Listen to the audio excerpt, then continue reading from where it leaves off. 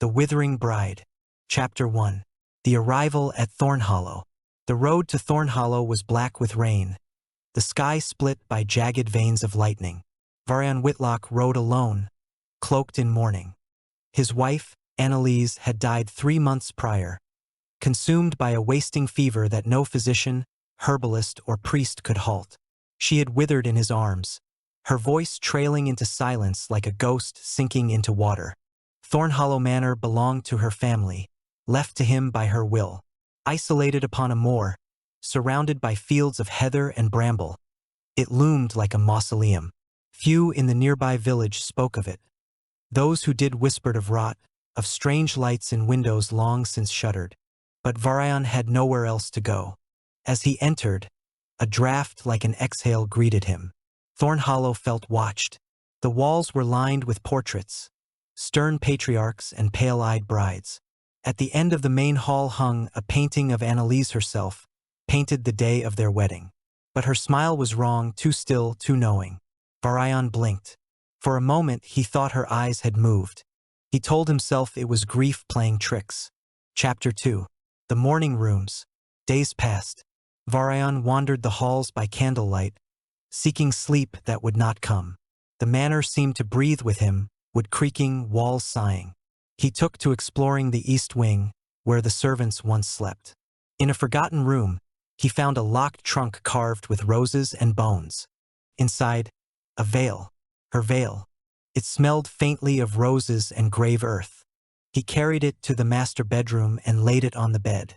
That night, he dreamt of Annalise standing at the foot of the mattress, veiled and pale, her hands cradling her face as if to keep it from falling apart.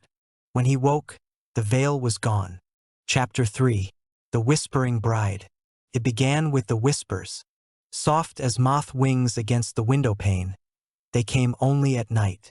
Varian could not understand the words, but the voice was hers, low, sweet, and ruined by sorrow.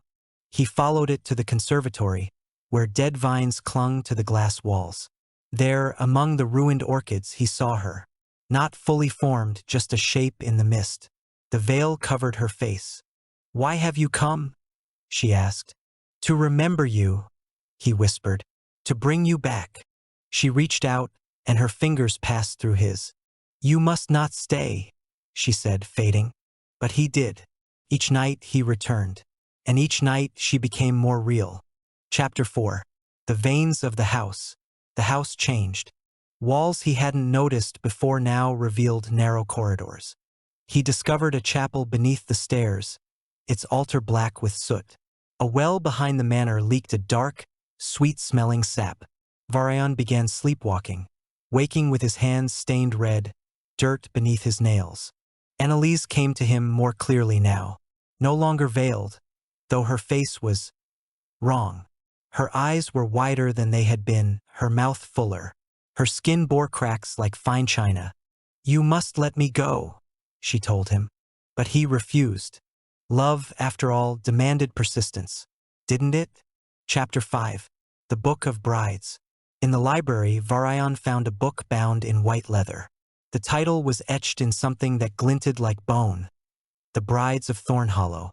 Inside were hand-drawn portraits, women, all bearing Annalise's features, stretched across generations. Each entry bore a name, date, and cause of death: withering, the drowning sleep, ash fever. Yet none looked aged in the drawings. All seemed to hover at the edge of decay. The final page was blank, save for a handwritten note. "He who grieves too long calls her back in the wrong shape." That night, Annalise came again, and this time she smiled. Chapter 6. The Hunger. Her kisses were cold. Varian welcomed them. Each time they touched, her body grew warmer, more solid. Her eyes gleamed with ancient light. But when he awoke one morning, he found a dead bird on the sill, its chest torn open, its heart missing. Then the housekeeper's cat. Then the housekeeper. Varian found her body beneath the chapel, bloodless, pale, her arms arranged in bridal prayer. Annalise said nothing, but her teeth were sharp now, and when she smiled, blood clung to her lips. Still, Varian could not leave. He had loved her once. He would love her again. Chapter 7. The Second Wedding. He dressed her in her wedding gown, its lace faded and damp. The veil was stitched now with thorns. In the drawing room, they stood before a mirror, and Varian recited his vows once more. "I bind myself to you," he whispered, sliding a ring of bone onto her finger. "In death and love and memory." She blinked slowly. Her eyes bled black tears. "I take you," she said, voice echoing like bells under water, "as my groom, as my gift." The candles blew out. When Varian awoke, his reflection was gone. Chapter 8. The Hollowing. He began to change. Hair fell in clumps from his head. His skin yellowed like old paper. He no longer hungered, no longer dreamed. Yet he walked, spoke, and held her hand at night as they danced in dust-choked halls. The villagers whispered of lights in Thornhollow, of music without players, of screams muffled by laughter. Varian wrote letters he never mailed. "She is returning by pieces. I give her myself, and she takes it with gentleness. She is so beautiful, even when she weeps blood." He signed them with a name not his own. Chapter 9. The Return of the Living. One autumn, a relative arrived, Clara Whitlock, young and skeptical. She had come seeking her cousin, worried by silence and the estate's decay. She found Varian in the garden, digging. His eyes were empty hollows. "You must leave," he told her. "The bride is sleeping." But Clara entered the house. She found the book of brides. She found blood on the staircase. She found the drawing room filled with dried flowers, arranged for a wedding long since rotted. And she saw Annalise, floating above the hearth, her gown fluttering without wind, her face a waxen mask of stitched beauty. Clara screamed. Annalise smiled. "Will you stay for the reception?" she asked. Chapter 10. The Last Transformation. Clara ran. Through the halls, past rooms that bled shadow. She burst into the chapel, the place beneath the stairs. There she saw Varian, lying on the altar like a groom in repose. But he no longer breathed. Annalise stood beside him, her eyes now two dark stones. "He gave me his body," she whispered, "so I might be whole."